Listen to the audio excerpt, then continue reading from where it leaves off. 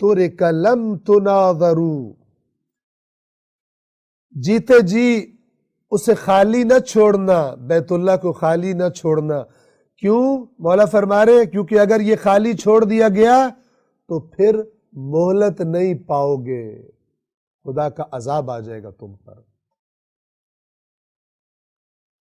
ہمارے ائمہ کی احادیث میں، حج کے موضوع میں جو احادیث ہیں اس میں ائمہ کا یہ فرمان ہے، ہمارے وہ ماننے والے جو حج کے لیے جاتے ہیں ان کی وجہ سے اللہ ان پر سے بھی عذاب ٹالے رکھتا ہے جو حج پر نہیں جاتے۔ اور یہ مولا کی وصیت تو آپ کے سامنے ہے۔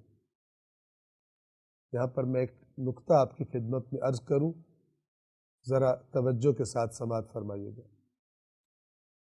بعض لوگوں نے بڑی غلط حرکت شروع کر دی، احکام دین کو آپس میں ٹکرانا شروع کر دیا، ایک دوسرے کے مقابلے پہ لے آتے۔ مثال کے طور پر بعض لوگ نماز اور عزاداری کو ایک دوسرے کے مقابلے پر لے کر آتے ہیں، جبکہ یہ مقابلے پر تو ہے ہی نہیں۔ نماز تو خود عزاداری کی یاد ہے، کربلا کی یاد ہے، اس کو سمجھ آئے۔ لیکن بعض لوگ خیانت کار ہیں، عوام کی امام حسین کے بارے میں، اہل بیت کے بارے میں علیہم السلام کے بارے میں جو عقیدت ہے اور قرآن سے جو عوام کی جہالت ہے اس کو غلط استعمال کرتے ہیں۔ دین کے احکام ایک دوسرے کے مقابلے میں نہیں آتے۔ اسی طرح کا ایک مقابلہ کیا ہے؟ حج کا مقابلہ کروانا زیارات کے ساتھ۔ کیا مرض ہے؟ کیا پرابلم ہے؟ حج واجب ہے جس میں بھی استطاعت ہو، زیارت واجب نہیں ہے، جس میں بھی استطاعت ہو اس پر زیارت واجب نہیں ہے۔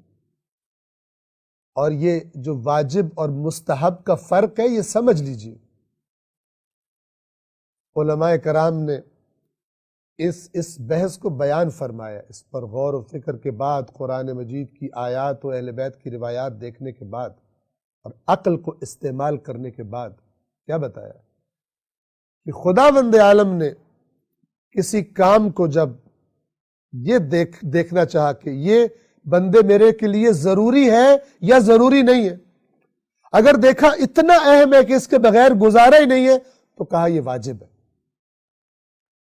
اور اگر دیکھا کہ یہ فائدے مند ہے لیکن اس کے لیول کا فائدے مند نہیں ہے تو فرمایا یہ مستحب ہے۔ مقابلہ کیوں؟ ہر چیز کو اپنے مقام پہ رکھا جائے۔ ہمارے تو اصول دین میں سے دوسرا عدل ہے، توحید کے بعد عدل الہی، ہم عدل کے قائل ہیں، ہر چیز کو اپنے مقام پہ رکھنے کے قائل۔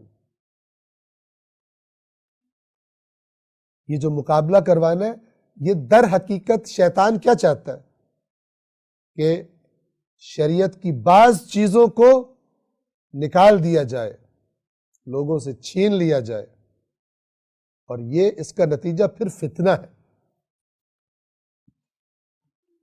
اللہ نے جو ترتیب رکھی ہے اس ترتیب کا لحاظ کیا جائے۔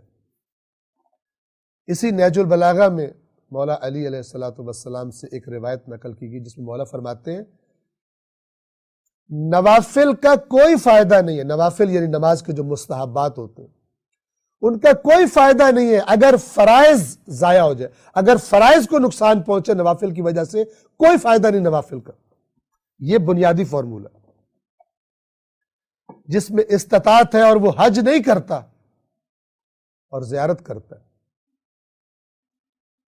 اللہ کی نافرمانی کر رہا ہے۔ جو اللہ کی نافرمانی کر رہا ہے کیسے ہو سکتا ہے امام حسین اس سے خوش ہو؟ امام حسین اس اللہ کی رضا کے مقابلے میں کوئی اور رضا کیسے رکھ سکتے ہیں جو کربلا میں سب کچھ قربان کر کے خدا کی رضا پہ راضی ہو رہے ہیں؟ کیوں عوام کے ساتھ یہ کھیل کھیلا جاتا ہے اور کیوں عوام بیدار نہیں ہوتی؟ جو استطاعت رکھتے ہوئے حج پہ نہ جائے جان بوجھ کر زیارات پہ جاتا رہے، نہ اس سے خدا راضی ہوگا نہ اس سے حسین راضی ہوں گے اگر دیدہ دانستہ یہ حرکت کرتا ہے تو۔ کس نے تربیت کی ہے؟ کس نے بتایا یہ؟ واجب واجب ہے، مستحب مستحب ہے۔ البتہ جب ہر چیز اپنے مقام پر ہو، زیارت امام حسین سعادت ہے، اللہ تعالیٰ جس کو نصیب فرمائے۔ خداوند عالم ہم سب کو بار بار اس سرزمین عشق کو، سرزمین وفا کی زیارت اور اپنے امام کے ساتھ بیعت کو تجدید کرنے کی وہاں جا کر اللہ تبارک و تعالیٰ توفیق عطا فرمائے۔